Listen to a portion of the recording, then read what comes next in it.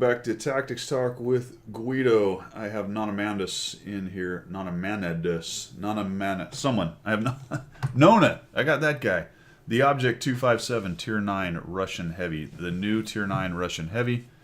It's all OP, right? It's all OP. You can see it's got this crazy shape right here. Very, very kind of high center area, whatever you want to call it.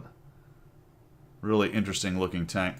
It's even more interesting looking when it doesn't have any side skirts on it because it's just a couple wedges put together right there. He is going to head over here on Overlord. He's spawned into the north and he's headed down here to what is typically the heavy brawling area. I don't usually go here because it's a very static fight and it's more about holding the spot than being able to push. And if you do push, you walk into their TDs. For my money, you go over to the east side, you win over there, and then you come down and you clean up the guys that are futzing around over here. You're going to see he gets plenty of guys that head down to the beach, but he's going to take what is a pretty dang strong tank and come over here to an important part of the map and see if he can't clog it up a little bit. He doesn't have a lot of help. Right now it's just him. You can see some very foolish people have gone down to the beach, to include one of the other 257s on his team, so good job there.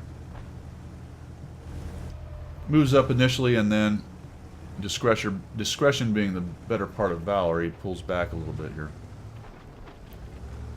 So let's see how this goes. Got some guys up top.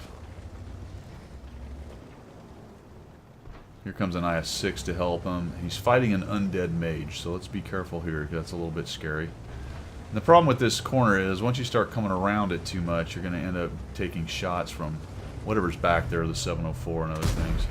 And at first I couldn't figure out what was going on here. I thought this other 257, I misidentified it as one of the new 705s, the rear-turreted dudes, but he's actually reverse side-scraping right here. And unfortunately for him, he's exposing some pretty weak armor. I don't understand people sometimes, man. This is... The IS-6 gets crazy, gets all kind of nutty, and gets up in here and starts shooting people. And I'm an IS-6, look at me, I can't be hurt. And turns out that he can. Another nice shot onto the back of the undead mage. And there goes the IS-6. That's pretty predictable. There's an Emil, an IS-3, an IS-6, a low, and a 57. So all of a sudden, he's gone from not too many customers to lots of customers. The IS-6. He's bounced one shot so far, and he's taken one hit. The IS-3 comes in and kills that guy. And there's some of the TDs lit up back there. So there's an UDS and a Su-101. Looks for the UDS, but he's behind.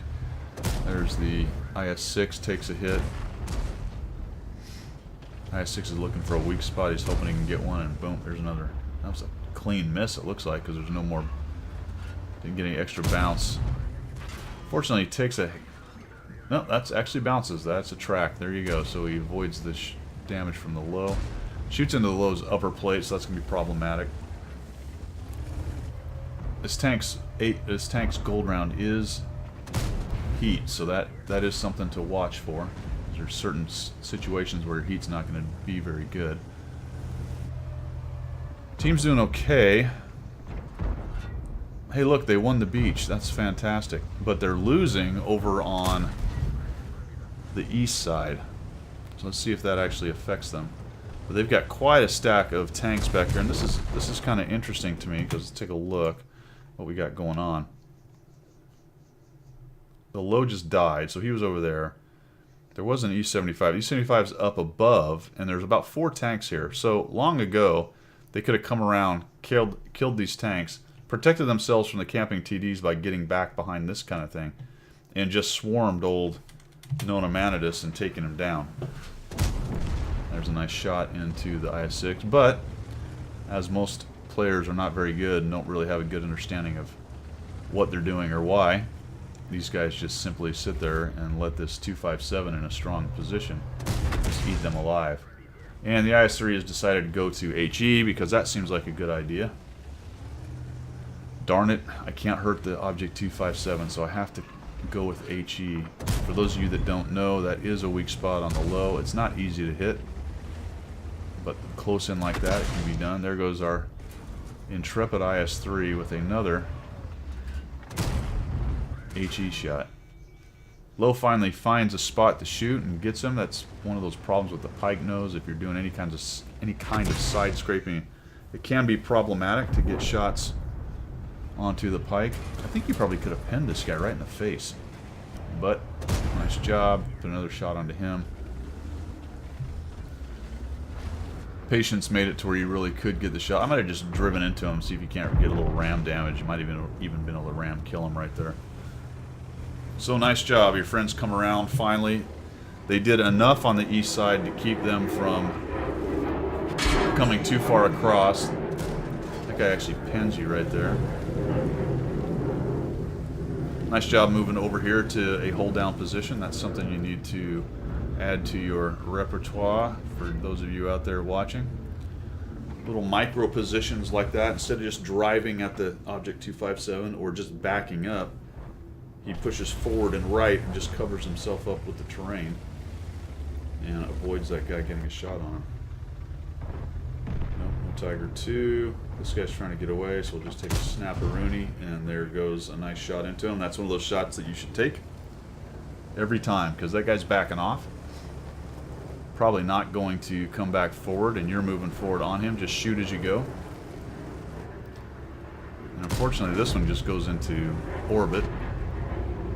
That one goes looking for Elon Musk's roadster somewhere on the way to Mars.